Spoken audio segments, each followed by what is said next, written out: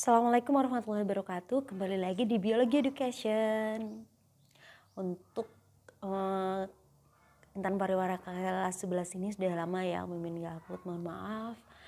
Karena memang bukunya itu sama dengan buku yang tahun lalu. Jadi Mimin pikir kalian bisa cek langsung di pembahasan tahun lalu. Tapi Mimin usahakan untuk upload yang semester 2 ini.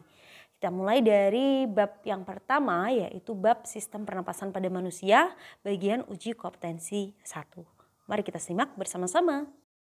Kita mulai dari nomor 1, perhatikan ciri-ciri organ pernapasan berikut. Organ pernapasan yang memiliki ciri-ciri tersebut adalah, di situ terlihat ya ciri-cirinya, bentuknya seperti pipa. Kemudian panjangnya kurang lebih sekitar 10 cm.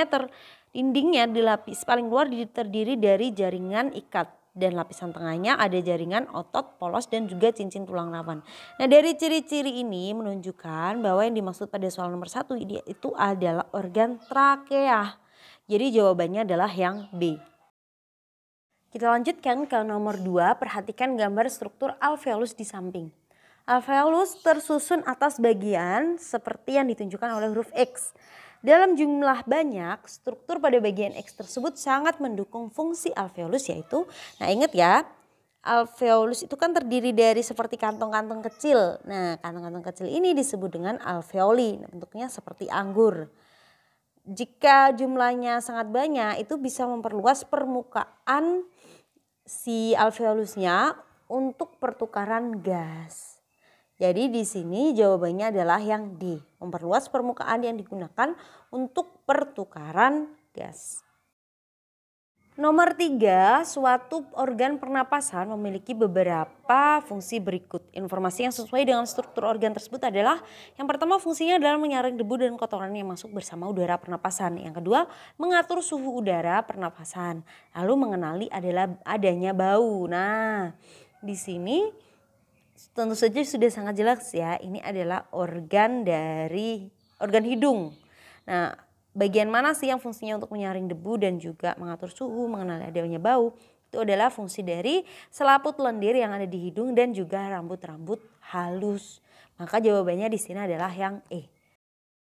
Kita lanjutkan ke nomor 4, perhatikan gambar di samping. Organ pernapasan yang memiliki dinding tipis, berupa rongga bersilia dan tidak tersusun atas tulang rawan ditunjukkan oleh huruf.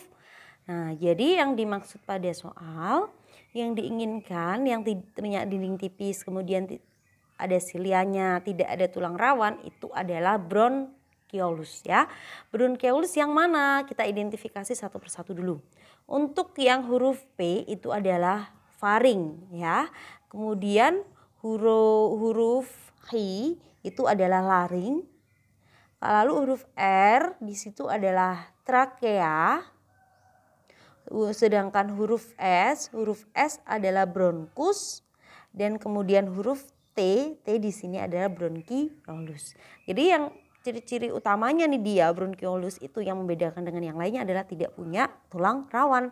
Tapi dia hampir sama seperti si trakea atau tenggorokan, sama-sama memiliki silia. Oke, jadi jawabannya adalah yang E, bronkiolus. Nomor 5. Perhatikan beberapa pernyataan proses pernapasan berikut. Pernyataan yang tepat mengenai pernapasan internal ditunjukkan oleh angka. Jadi pernapasan internal itu pernapasan atau pertukaran O2 dan CO2 yang terjadi di sel atau jaringan tubuh. Nah, yang benar yang mana nih kira-kira? Kita cek satu persatu ya. Yang pertama, pertukaran gas yang terjadi antara udara dengan darah.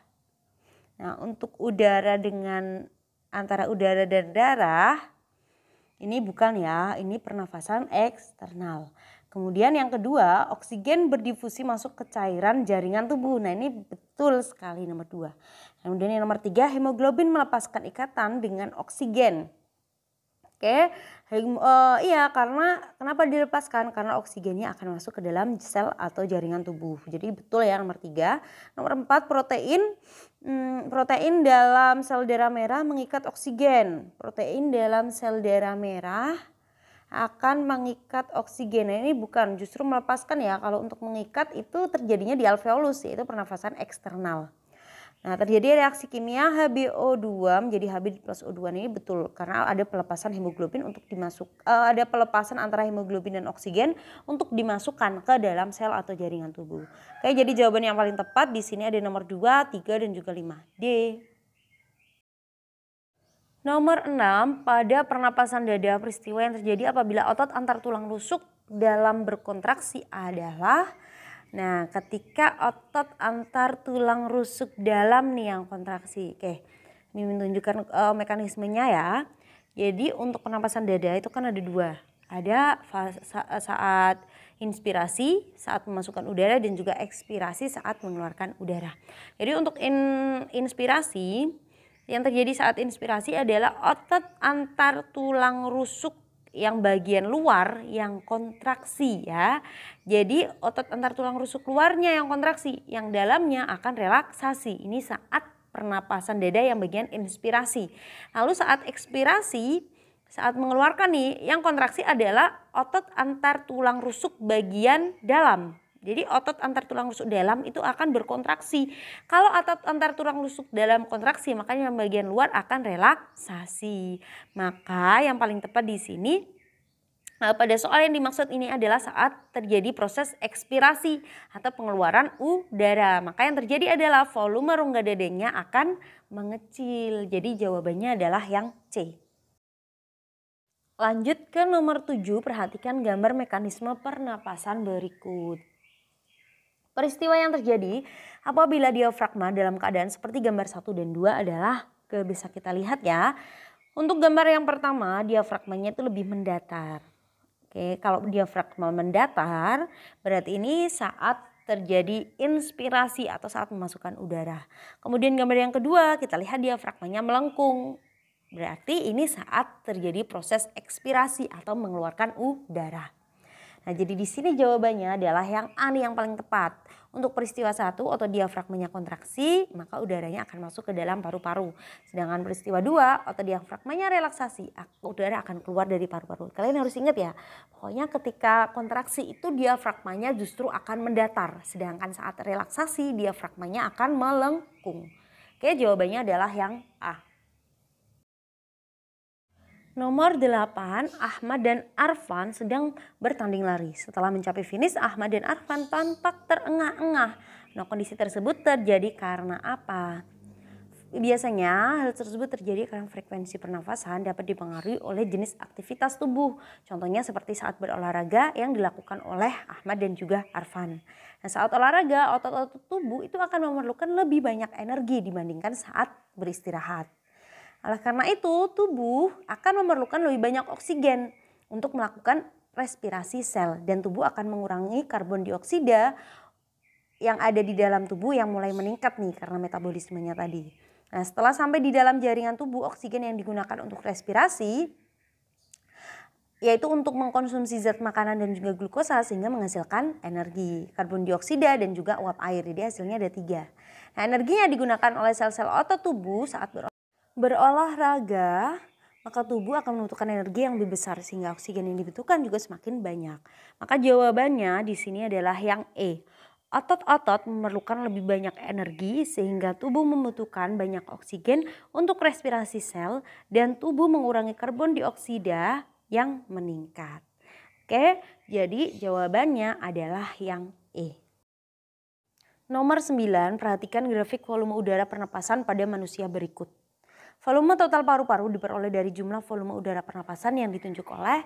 Jadi kita identifikasi dulu satu persatu ya. Untuk yang N yang 1000 mili atau 1000 cc itu adalah volume residu atau sisa di paru-paru yang tidak bisa dikeluarkan. Lalu yang kedua ada M. M itu adalah volume cadangan ekspirasi ya.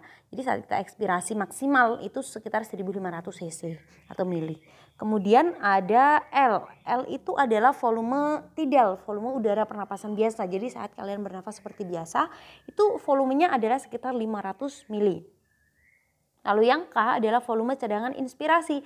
Jadi kalian bisa memasukkan tarik nafas lah, istilahnya tarik nafas dalam-dalam itu maksimalnya kurang lebih sekitar 1500 mili. Lalu untuk apa ini yang belum? Udah ya, berarti semuanya sudah diidentifikasi. Oh ya, di situ ada O. O itu penjumlahan antara K, L dan juga M, atau O itu bisa disebut dengan kapasitas vital paru-paru. Nah, untuk mengetahui kapasitas total paru-paru itu adalah kapasitas total paru-paru ditambahkan dengan residu. Jadi O ditambahkan dengan N. Maka hasilnya adalah sekitar 4.500 mili. Oke, jadi jawabannya adalah yang E. Nomor 10, pernyataan yang tepat mengenai faktor yang mempengaruhi frekuensi pernapasan adalah, oke, Mimin sebutkan satu persatu dulu. Yang pertama itu disebabkan karena adanya umur. Jadi balita atau bayi itu frekuensi pernapasannya lebih tinggi dibandingkan dengan orang dewasa. Lalu ada jenis kelamin. Nah, perempuan itu frekuensi pernapasannya lebih tinggi dibandingkan dengan laki-laki. Kenapa? Karena perempuan memiliki ukuran paru-paru atau volume paru-paru yang lebih kecil. Lalu ada juga suhu tubuh nih, makin tinggi suhu tubuh berarti frekuensi pernafasannya juga akan semakin tinggi. Dan juga posisi tubuh, nah frekuensi pernafasan saat kita berdiri tentu saja akan lebih tinggi dibandingkan saat kita sedang duduk ataupun tidur. Lalu yang kelima, aktivitas tubuh nih, nah, pernafasan orang yang melakukan aktivitas lebih tinggi otomatis frekuensinya juga akan lebih tinggi. Maka di sini jawabannya adalah yang A. Makin tinggi suhu tubuh, frekuensi pernafasannya juga akan semakin tinggi. Sekian pembahasan kita kali ini, semoga bermanfaat. Terima kasih. Wassalamualaikum warahmatullahi wabarakatuh.